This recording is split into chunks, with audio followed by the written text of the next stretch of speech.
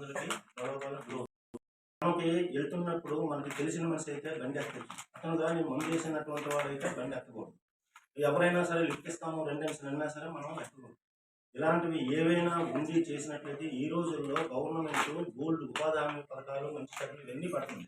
ఆ పనికి మనం వెళ్ళి ఎంతో కొంత డబ్బులు సంపాదించవచ్చు. అంతేగాని ఈ మట్టి చేసి మీకు పెద్దగా డబ్బులు దాని మీద పోలీసులు తీసుకెళ్తే జైలుకి వెళ్ళిపోతారు. మీరు బెయిల్ పెట్టాలని అనుకుంటే మీకు మనుషులు చాలా మనుషులు కావాలి. ఇవన్నీ కూడా చాలా ఇబ్బందులు పడినటువంటి వ్యవహారం కనుక మీరు దాన్ని జనజీవన అంటే మంచిగా బతికే బాగుపడడానికి మీరు వస్తారని కోరుకుంటారు. అందరికీ కూడా రేషన్ ఇస్తాను గవర్నమెంట్.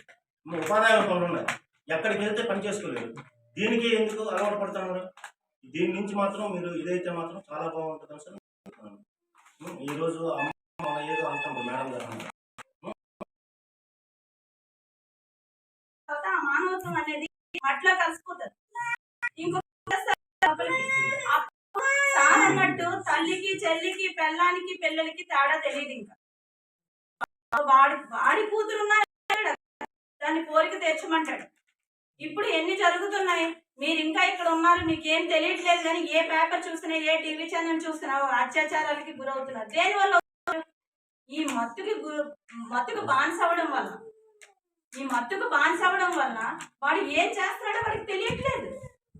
అయ్యో పాపం ఈ పిల్లని ఇలా చేస్తే తప్పు, తర్వాత ఏమవుతుంది? చదువుతుందా? చట్టం తర్వాత జైలుకి వెళ్తాడు. ఇవన్నీ జరుగుతాయి, కానీ వాడికి గుర్తుండదు. కూడా నాశనం గుర్తు. ఈ పిల్ల జీవితాన్ని ఆ క్షణం అలాంటిది. దయచేసి ఇవన్నిటికి కారణం మత్తు పదార్థాలను మాత్రం మీరు అందరూ కూడా అమ్మటం మానేయాలి. నేను ఎందుకు చెప్తున్నాను వినండి. చాలా సార్లు మీకు చెప్పాను, చాలా సార్లు రావడం జరిగింది, చాలా సార్లు చెప్పడం జరిగింది. మీరు ఇంకా వెనుకుండా ఉపాధి హామీ ఎవరికైతే బుక్కులు లేవో వాళ్ళకి నాకు చెప్తే బుక్కులు రాయిస్తాను. నేను టైం మీకు అందరికి అప్లికేషన్స్ రాయిస్తాను. ప్రభుత్వ పథకాలు ఉపయోగించుకోండి. ప్రభుత్వం చాలా మంచి పథకాలు ఇస్తుంది. గిరిజనులకి ఎన్నో రాయితీలు, ఎన్నో పథకాలు. అసలు మీరు వినియోగించుకోకపోతే, మీరు బయటికి రాకపోయి అసలు పబ్లిక్ లో ఏం జరుగుతుంది, రాష్ట్రం